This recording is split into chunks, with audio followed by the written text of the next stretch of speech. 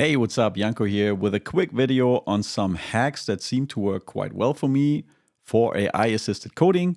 Always tell the AI to be really thorough, really laser focused, really concentrated, assess all the changes, think step by step, a bit of prompt engineering game. Tell it explicitly to not break stuff. Tell the AI, hey, do not break this. Always ask it for the game plan. Don't just accept the first thing you're getting from the AI. To make absolutely sure we have the right surgical laser focused game plan. You would do the same thing with your coworker or with yourself. You would double check at least 1, 2, 3 times. Hey guys and girls, just a little post recording because I do want to kindly ask you to stick around until the end because I got an idea that I kind of need feedback on.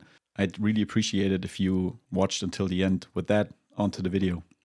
Some hacks that seem to work quite well for me for AI-assisted coding. Currently with Cursor, because Windsurf seemed to have some weird rate limit issues with the Anthropic API for the last 2 or 3 weeks. They might be fixed by now, but I've been into Cursor for the last couple of weeks, and I wanted to showcase them or show them to you real quick by actually showing you what I use it for, and that is developing this little lead enrichment tool. So you can upload some data that's basically only the company name, and you would then see all the companies that you could get data for. You can select the ones that you want from the list. You can also throw in some additional ones, for example, Audi. Let's bring in Audi and also select that, and the other one is also selected here. It's all still a bit slow. It's an internal tool rather. So let's maybe, no, we don't need that. Sorry about that. And then you start processing. We're calling an API in the back end, and that API returns data for the companies that we just requested. There's one, Audi is apparently not being shown. As I said, it's still a bit, it's like in development, it's a work in progress, but you can see all the company data. I might need to blur them out data privacy wise, and then you can download them. You can also see what's in the database. That's the tool I wanna develop. And the thing is here, I wanted to include an additional step that after uploading data, this data is actually checked back against the database to see, hey, what's actually still left to do. Maybe we already have all the data for the companies that you just uploaded, and there's no API requests to be done for any of those. We can just give it to you from our database. That's the main gist here. And that brings me over to, or brings us over to Cursor. Let me maybe make this a bit bigger to you.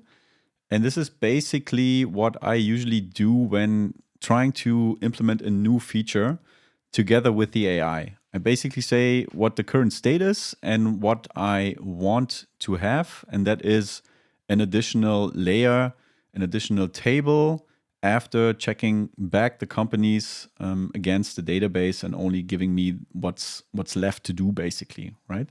And then the first thing, excuse me, and this is always make sure that you tell the AI to be really thorough, really laser focused, really concentrated, assess all the changes, think step by step, a bit of prompt engineering game, right?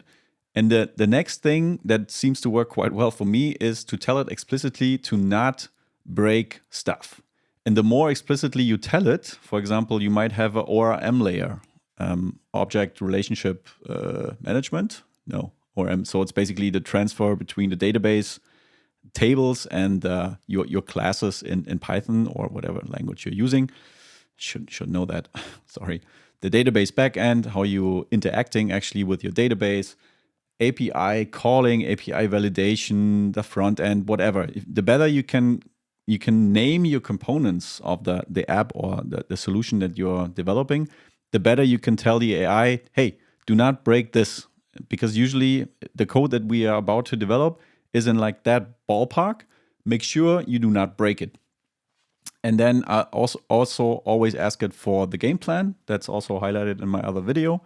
And then the cool thing is that the AI is really able to reason quite well through the entire process. And at least in Cursor right now, Claude 3.5 Sonnet does it in a really nice way to kind of lay out the graph or the data flow, if you will, or the user flow. And then it's able to distinguish, okay, the current flow is this, the desired flow is this, to have like an additional check against the database. What are the key points? What's the implementation strategy, the implementation plan, the modification logic? And then that's the part where you come in. Don't just accept the first thing you're getting from the AI. Go in and say, hey, double check that, please. Are you really sure we address all or address what we want to accomplish in the best possible manner? And then I always kind of throw in different things that I know might go wrong, for example. And I'd kind of pinpoint that or shine light on things that usually go wrong, at least in my app. And this is state management with, you might know with Streamlit, state management is a nightmare, I think. Might be skill issues all throughout. I'm accepting that. But I hate state management in Streamlit. The DB interaction is asynchronous. There's event loops involved. There's context managers involved. There's all sorts of stuff involved that might easily be broken if the AI just jumps the gun. And by telling it, hey, pay close attention to those aspects, you get much better quality. And then basically also tell it to not break the UI, not break the app. And then I kind of throw in some additional prompt engineering game. I just want to make absolutely sure we have the right surgical laser-focused game plan. That's kind of a word combination that seems to work quite well for me. Surgical means like really minimalistic. You could also throw in things like as lightweight as possible. Choose the implementation that is as lightweight as possible. And what seems to be working really well as well is to say, be laser focused. It's kind of like a good mental image, basically, that you and the AI share. And that's maybe the entire gist of this.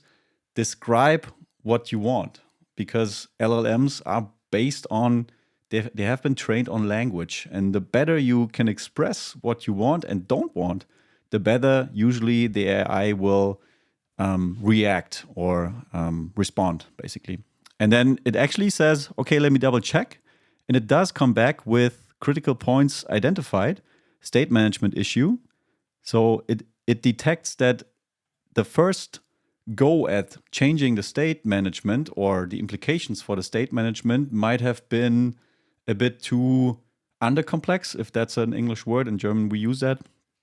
Might be a really geeky word to use, but the first approach was not sufficient enough. Maybe that's a better way of framing it. And we need to pay close attention that we don't interfere with the existing state flow, right? And that's perfect. That's exactly what would have gone wrong had I not pointed out state management to something to not break, basically, right? And then the DB transaction timing, that's also event loop issues that it now is aware of might happen, and that it needs to pay closer attention to context management, event loop handling, and all of that stuff. And that's basically it already. So I would encourage you to always not go for the first answer or the first recommendation that the AI coding assistants are giving you, but really go into a back and forth, maybe ask 2 or 3 times if it's a really critical app or a really critical component that you're working on. You would do the same thing with your coworker or with yourself. You would double check at least 1, 2, 3 times until you're absolutely sure that what you want to do is actually getting the job done and not breaking anything. And you just basically need to do the same thing with the AI. It's not magic. You need to stay in the driver's seat. And maybe those are a couple of hacks that you might also want to try out in getting the results you want, with you being in the driver's seat, with the AI being in the passenger seat, or with you just co-creating whatever you want to create, right? And with that, go create. Hope you got something out of this. See you in the next one. Oh, there's one thing I forgot to talk about, and it's an idea that I had yesterday while showering. That's the time of the day when weird ideas pop into my head, because my mind basically has 5 minutes where it cannot do much else than just think and sit there. And then I had this idea of maybe it would be cool to have some sort of a cookbook or a playbook where I kind of bring together all the little weird and fuzzy hacks that seem to work quite well for me when coding with GenAI coding assistants. And for some reason, the Hitchhiker's Guide to the Galaxy, which is an awesome book by Douglas Adams. If you haven't read it, it's a must read. Also, the movie is a must watch. Just this book popped into my head because if you are familiar with it, it's this compendium or this guideline or this playbook or however you want to call it of how to survive as a hitchhiker in a really weird and messy universe. And for me, it was such a fitting mental model because that's how I feel in the GenAI space or in the GenAI universe, which is like so weird and so sometimes unpredictable. And yet there are hacks that might make it a bit more predictable. And I don't know. There was just an overlap. And I just wanted to ask you, the community, if you'd be interested in some form of cookbook or playbook or ebook or however this might be called in the end, of where we kind of maybe also crowdsource stuff that seems to work quite well, which is always about to change, one. And two, if this thing could also be an homage to the Hitchhiker's Guide to the Galaxy by having it named The Hitchhiker's Guide to Coding with GenAI or something like that, something a bit more snappy. But if you're interested in that, then please drop me a comment with maybe a book emoji so I kind of know if there's interest out there, because it will be quite some work.